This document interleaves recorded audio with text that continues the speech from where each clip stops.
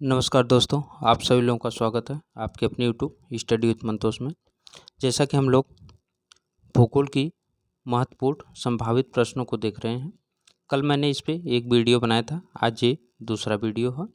TST, PHT, LT grade, estate, DSSB जो भी exam हो सबके लिए महत्वपूर्ण है। ठीक, आइए शुरू करते हैं आज के प्रश्नों को, जिसमें आज का पहला प्रश्न है,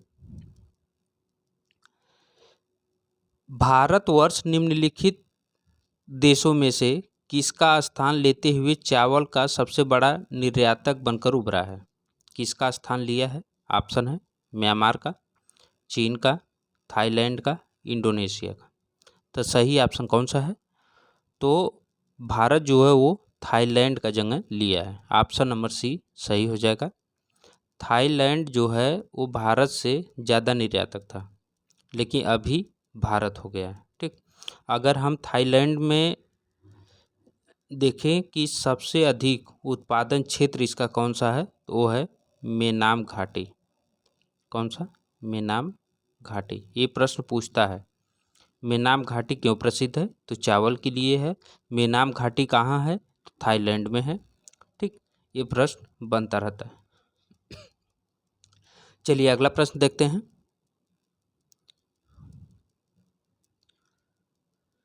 अगला प्रश्न है कि भारत के निम्नलिखित लौह इस्पात संयंत्रों में कौन कोयला क्षेत्रों के समीप स्थित नहीं है?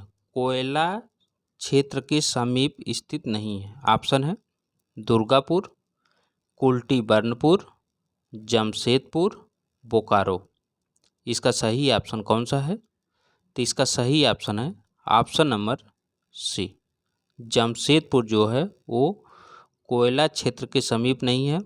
बाकी दुर्गापुर में क्षेत्र में कोयला है, कुल्टी बर्नपुर में कोयला है, बोकारो में भी कोयला है। ठीक, यही है। और अगर हम बात करें इसमें, तो कोयला क्षेत्र के पास में हीरापुर भी है। कौन सा? हीरापुर। ठीक, चलिए आगे देखते हैं। अगर पूछ ले, इसी में थोड़ा सा और देख लीजिए, क्लियर हो जाएगा। देखिए, पूछ ले कि लौह अयस्क क्षेत्र के पास में कौन कौन सा है? किसके पास में? लौह अयस्क।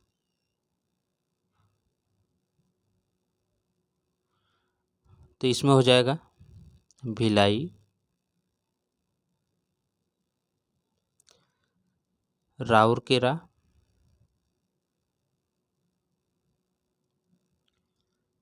भद्रावती,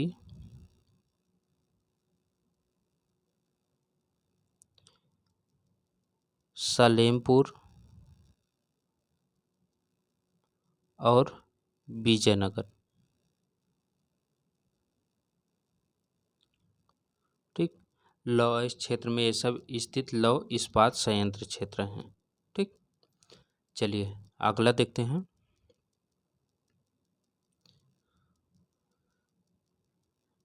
अगले प्रश्न की अगर हम बात करें, तो अगला प्रश्न है कि संसाधन होते नहीं बनते हैं, यह कथन किसका है?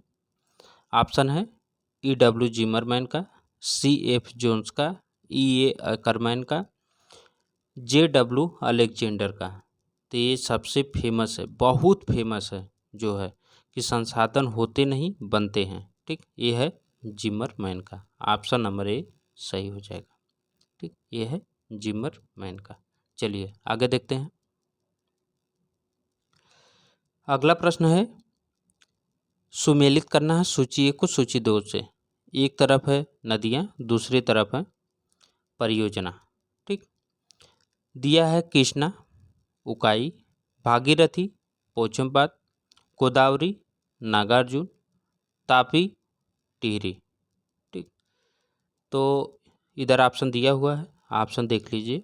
ठीक, आइए इसको पहले मिलान करते हैं। जो सबसे आसान है सबसे पहले उसको पकड़िए। सब लोग जानते हैं उत्तराखंड में भागीरथी नदी पर टिहरी बांध है। ठीक, उसके बाद सब लोग पकड़ लेंगे कि कृष्णा नदी जो है, कृष्णा नदी पे नागार्जुन सागर बांध है। ठीक, उसके बाद गोदावरी नदी पर पोचमपाद बांध है। ठीक, और इधर तापी पर उकाई है। ठीक, तो मिला लीजिए 3, 4, 2, 1। ठीक, कहाँ पे है देख लीजिए। ठीक, इसको एक चीज़ पकड़ने का और बहुत सही तरीका है। जैसे आपने इसमें मिला दिया, आप भागीरथी 4, किसी भी ऑप्शन में देख लीजिए कि बी वाले में 4 नहीं है। ठीक, नहीं है ना, किसी में भी नहीं है। इसलिए जब एक मिल गया तो इसका आंसर आसानी से आ जाएगा। अगर इसमें से कुछ भी नहीं आएगा तब भी ऑप्शन नंबर ए सही हो जाएगा। ठीक, 3, 4, 2, 1। चलिए अगला देखते हैं।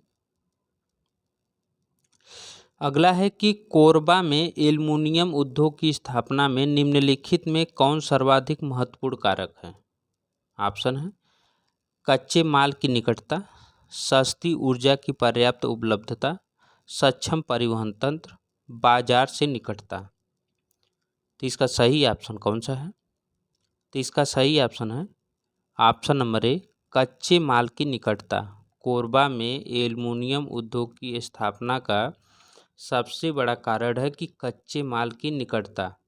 यहाँ पे कच्चा माल बहुत आसानी से मिल जाता है। अगर ये पूछे कि कोरबा है कहाँ, तो कोरबा है छत्तीसगढ़ में। प्रश्न पूछता है छत्तीसगढ़। ठीक, ये जो औद्योगिक क्षेत्र हैं, औद्योगिक क्षेत्र से प्रश्न पूछता है। ठीक, अब जैसे भिलाई का ही उठा के रख देता है, भिलाई कौन से राज्य में है।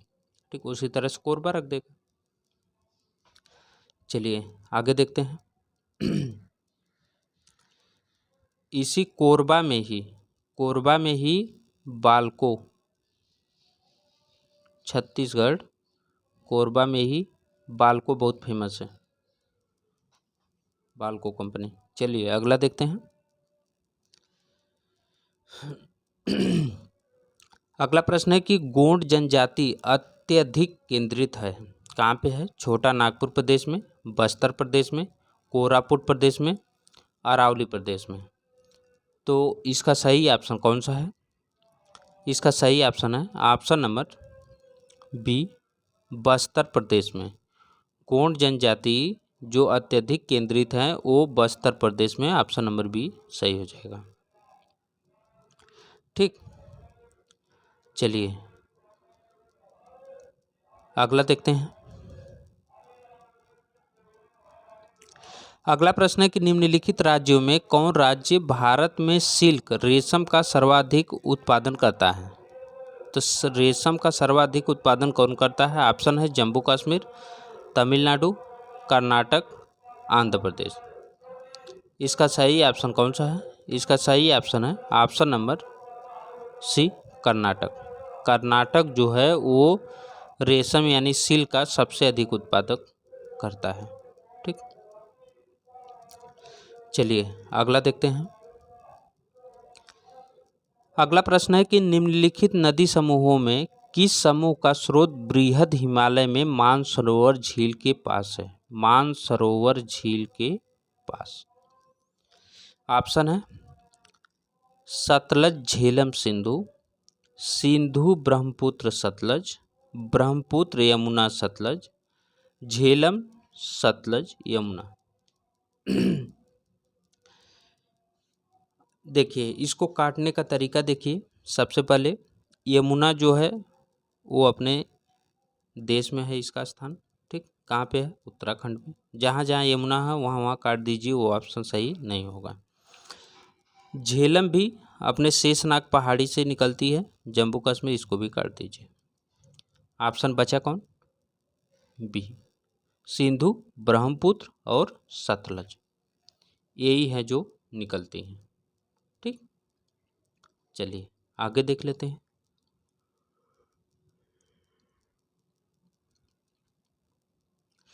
अगले प्रश्न की अगर बात करें तो अगला प्रश्न है कि 2011 की जनगणना के अनुसार भारत का कौन सा राज्य सबसे अधिक जनसंख्या घनत्व वाला है? ऑप्शन है बिहार, पश्चिम बंगाल, केरल, उत्तर प्रदेश। इसका सही ऑप्शन कौन सा है? इसका सही ऑप्शन है ऑप्शन नंबर ए, बिहार। बिहार जो है सबसे अधिक जनसंख्या घनत्व वाला राज्य है।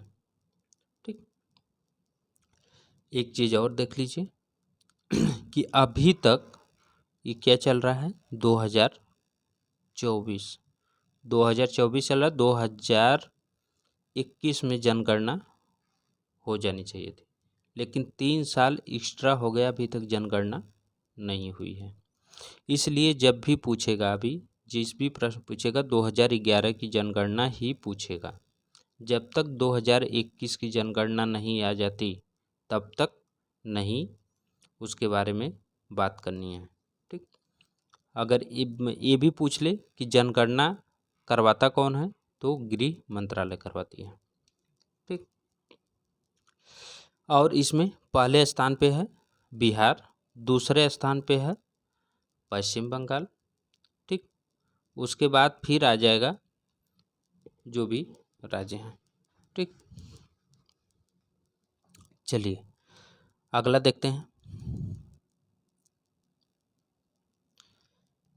अगला प्रश्न है, निम्नलिखित में से किस बायोम में शीतानुकूलित प्रकार की वनस्पति मुख्य रूप से पाई जाती है? ऑप्शन है आर्कटिक टुंड्रा बायोम, भूमध्य सागरीय बायोम, भूमध्य रेखीय बायोम, मरुस्थलीय बायोम। इसका सही ऑप्शन कौन सा है? तो इसका सही ऑप्शन है option number A, Arctic tundra biome. शीतानुकूलित प्रकार की वनस्पति किस बायोम में पाई जाती है? तो वो बायोम है आर्कटिक टुंड्रा बायोम। ठीक, ये प्रश्न कई बार पूछा हुआ है, 1-2 बार प्रश्न नहीं ये पूछा हुआ, कई बार प्रश्न बना हुआ है। चलिए अगला देखते हैं।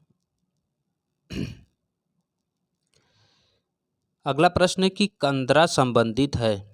अब कंदरा किससे संबंधित है? ऑप्शन है समुद्री अपरदन चक्र से, वायुमंडलीय अपरदन चक्र से, काष्ठ अपरदन चक्र से, हिमानी अपरदन चक्र से। तो सही ऑप्शन है कंदरा जो है वो काष्ठ स्थलाकृति में बनती है, तो ये काष्ठ अपरदन चक्र हो जाएगा ऑप्शन नंबर सी। सही, चलिए अगला देखते हैं।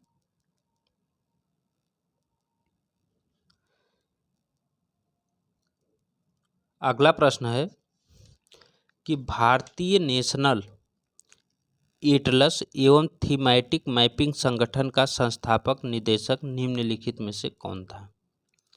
ऑप्शन है George Kurien, P Dayal, S P. Chatterjee, S M. Ali. इसका सही ऑप्शन कौन सा है? सही option option number C, S P. Chatterjee. कौन है? एस.पी. चटर्जी। भारतीय नेशनल एटलस एवं थीमैटिक मैपिंग संगठन का संस्थापक जो हैं वो एस.पी. चटर्जी हैं।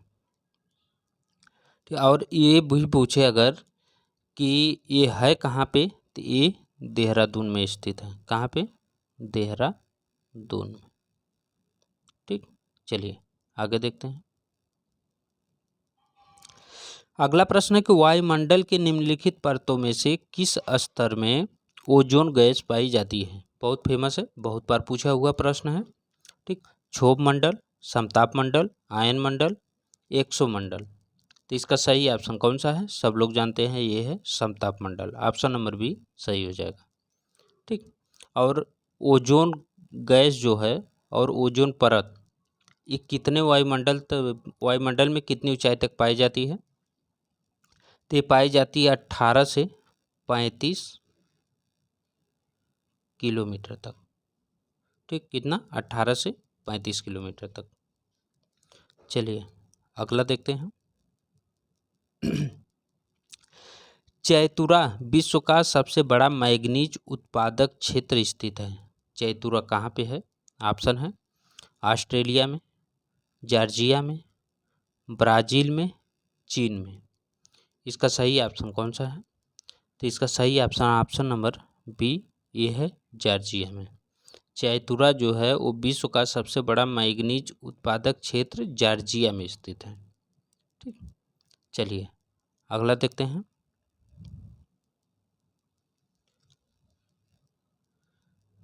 अगला प्रश्न है कि दो पारिस्थितिक तंत्रों के मध्य संक्रमण क्षेत्र को कहते हैं। अब संक्रमण क्षेत्र को क्या कहते हैं? दो पारिस्थितिकी तंत्रों के मध्य। ऑप्शन है बायोम, बायोटोप, इकोटोन, शियर यानी सेरे। तो इसका सही ऑप्शन कौन सा है? उसे बोलते हैं इकोटोन। ऑप्शन नंबर सी सही हो जाएगा, उसे बोलते हैं इकोटोन। ठीक, चलिए अगला देखते हैं।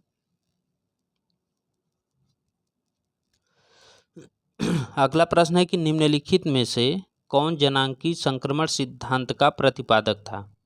ऑप्शन है W.T. वाटसन तथा Charles Edward, James Bock, W.H. Thomson एवं F.W. Notestein Clark.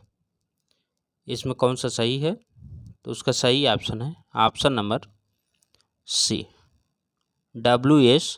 थॉमसन एवं F.W. नोटेस्टिन जनांकी संक्रमण सिद्धांत के प्रतिपादक। अगर नोटेस्टिन और थॉमसन दोनों अलग अलग दे तब नोटेस्टिन मारिएगा, और दोनों दे तब तो सही है। अगर कहीं नोटेस्टिन न दे के थॉमसन अगर दे तो थॉमसन मारिएगा। चलिए अगला देखते हैं। अंतर्राष्ट्रीय पर्यावरण शिक्षा कार्यक्रम का शुभारंभ किस वर्ष हुआ था? अंतर्राष्ट्रीय पर्यावरण शिक्षा कार्यक्रम का शुभारंभ कब हुआ था?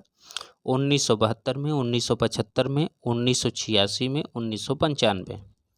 तो इसका सही ऑप्शन कौन सा है? सही ऑप्शन नंबर ए 1972 में। ठीक, किस में हुआ था? तो 1972 में हुआ था। चलिए अगला देखते हैं। अगला प्रश्न है कि निम्नलिखित में से कौन शीतल पवन है? इसमें शीतल पवन कौन सा है? ऑप्शन है जोडा, पैम्पेरो, सांता आना, यामो। तो इसका सही ऑप्शन कौन सा है? इसका सही ऑप्शन है शीतल पवन है पैम्पेरो। ठीक, पैम्पेरो जो है वो शीतल हवा है जो अर्जेंटीना में चलती है। कहाँ पे? अर्जेंटीना में। ठीक, अर्जेंटीना और उरुग्वे दोनों में चलती है। ऑप्शन में जो भी रख देगा उसको आप लोग लगा लीजिएगा। चलिए अगला देखते हैं। अगला प्रश्न है कि भारत के निम्नलिखित राज्यों में से किसमें अनुसूचित जनजाति नहीं है? इसमें किसमें अनुसूचित जनजाति नहीं है? ऑप्शन है हिमाचल प्रदेश, पश्चिम बंगाल, हरियाणा, पंजाब। सही ऑप्शन कौन सा है जिसमें अनुसूचित जनजाति नहीं है? तो सही ऑप्शन है ऑप्शन नंबर डी, पंजाब में अनुसूचित जनजाति नहीं। ठीक, सर्वाधिक अगर पूछे कि अनुसूचित जनजाति कहाँ पाई जाती हैं तो पाई जाती हैं मध्य प्रदेश यानी MP में। ठीक, चलिए अगला देखते हैं। ब्लब्स निम्नलिखित में से किससे संबंधित है? ब्लब्स ऑप्शन है वेदिकाएं, बाढ़ का मैदान, डेल्टा, विसर्पी मोड़। इसका सही ऑप्शन कौन सा है? तो इसका सही ऑप्शन है ऑप्शन नंबर डी, जो विसर्पी मोड़ होते हैं, विसर्पी मोड़ जो बनते हैं वही ब्लब्स होते हैं। ठीक, ब्लब्स। चलिए अगला देखते हैं। अगला प्रश्न है कि निम्नलिखित में कौन नदी डेल्टा का निर्माण नहीं करती है? इसमें कौन सी नदी है जो डेल्टा का निर्माण नहीं करती है? ऑप्शन है गंगा नदी, ताप्ती नदी, गोदावरी नदी, महानदी। तो सही ऑप्शन कौन सा है? ताप्ती नदी जो है वो डेल्टा का निर्माण नहीं करती है। डेल्टा का नहीं निर्माण करने वाली कौन कौन नदियां हैं? देखिए नर्मदा है, ठीक, और ताप्ती हैं, दो नदियां हैं। क्यों? क्योंकि ये उल्टा जाती है ना, ये पश्चिम से, ये पूर्व से पश्चिम की दिशा में जाती हैं। ठीक, पूर्व से पश्चिम दिशा में जाती हैं, जो ज्वार नद मुख बनाती हैं। क्या बनाती हैं? ज्वार नद मुख बनाती हैं। ठीक, कारण ये होता है कि ये जो है कि थोड़ा से उसका जो पश्चिमी क्षेत्र है उसका कागार थोड़ा ऊंचा है ना, इसलिए जब ऊपर से गिरती हैं तो वो ज्वार नदमुख बनाती हैं। और जो प्लेन तरह से जाती हुई हैं, स्लो हो जाती हैं जाते जाते आगे, वो सब जो है ज्वार वो डेल्टा बनाती हैं नदियाँ। ठीक, चलिए अगला देखते हैं। अगला है कि प्राकृतिक तटबंध निक्षेपण कार्य के परिणाम हैं। क्या हैं? वायु के, हिमानी के, प्राकृतिक नदियों के, भूमिगत जल के। प्राकृतिक तटबंध निक्षेपण किसके परिणाम हैं? तो इसका सही ऑप्शन कौन सा है? तो वो है नदियों की। नदियाँ ही जो हैं वो प्राकृतिक तटबंध बनाती हैं जी। तटों पर ला के जो है कि मालवा छोड़ के किनारे किनारे जो है उसके एक तट का निर्माण कर देती हैं। चलिए अगला प्रश्न देखते हैं। अगला प्रश्न है, कौन से देश विश्व में लौह अयस्क का बृहत्तम उत्पादक है? लौह अयस्क का बृहत्तम उत्पादक है। ऑप्शन है भारतवर्ष, ऑस्ट्रेलिया, ब्राजील, चीन। तो इसमें सही ऑप्शन कौन सा है? सही ऑप्शन है ऑप्शन नंबर डी, चीन। विश्व में लौह अयस्क का बृहत्तम उत्पादक जो है वो है चीन। ठीक, अगर पूछे कि चीन का क्षेत्र कौन सा है, तो चीन का जो क्षेत्र है इसके लिए लौह अयस्क के बहुत फेमस है। कौन सा? दक्षिण मंचूरिया। दक्षिण मंचूरिया, इसी में आते हैं कौन? शेनयांग और मुगदेन क्षेत्र इसके। ठीक, उसके बाद भी हैं जैसे हैनान द्वीप है, शारतुंग है, हैंगझाऊ है, सांसी है, होपे है, तापे है, यांगजियांग है, ये सब भी है। ठीक, चलिए अगला देखते हैं। अगला है, निम्नलिखित में से किसने पारिस्थितिक तंत्र शब्द का सर्वप्रथम प्रयोग किया था? कौन किया था? ऑप्शन है हैकल, हिप्रोक्रेट्स, R.L. Lindeman, A.G. टांसले। सही ऑप्शन है option number D, A.G. Tansley. ठीक, चलिए कब किए थे? 1935 में। ठीक, 1935 में A.G. टांसले पारिस्थितिकी तंत्र शब्द का सर्वप्रथम प्रयोग किए थे। चलिए अगला देखते हैं। अगला प्रश्न है, निम्नलिखित में से कौन सुमेलित नहीं है? इसमें कौन सुमेलित नहीं? एक तरफ राजधानी है, दूसरे तरफ देश है। एक प्रश्न राजधानी से पूछता है। डबलिन आयरलैंड, यंगून या Rangoon Myanmar, Ottawa Canada, Khartoum Ethiopia. सही ऑप्शन है ऑप्शन नंबर डी, खार्तूम जो है वो सूडान की है। कहाँ की? सूडान की। बाकी ओटावा कनाडा की, रंगून म्यांमार की, डबलिन आयरलैंड की। ठीक, चलिए अगला देखते हैं। अगला है, बासफोरस जल डमरू मध्य अवस्थित है स्वीडन और फिनलैंड के बीच, उत्तरी अमेरिका और दक्षिणी अमेरिका के बीच, यूरोप एवं एशिया के बीच, इटली और सिसिली के बीच। इसका सही ऑप्शन कौन सा हो जाएगा? सही ऑप्शन है ऑप्शन नंबर सी, बासफोरस जल डमरू मध्य अवस्थित है यूरोप एवं एशिया के मध्य। ठीक, ये ऑप्शन सही है।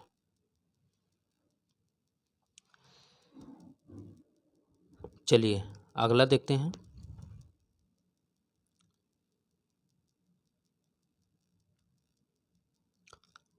अगला प्रश्न है कि निम्नलिखित में से कौन एक नियोजन प्रदेश की सबसे महत्वपूर्ण विशेषता है? नियोजन प्रदेश की सबसे महत्वपूर्ण विशेषता है। ऑप्शन है भू आकृतिक एकरूपता, जनांकी विषमता, कार्यात्मक एकता, समस्याओं की समानता।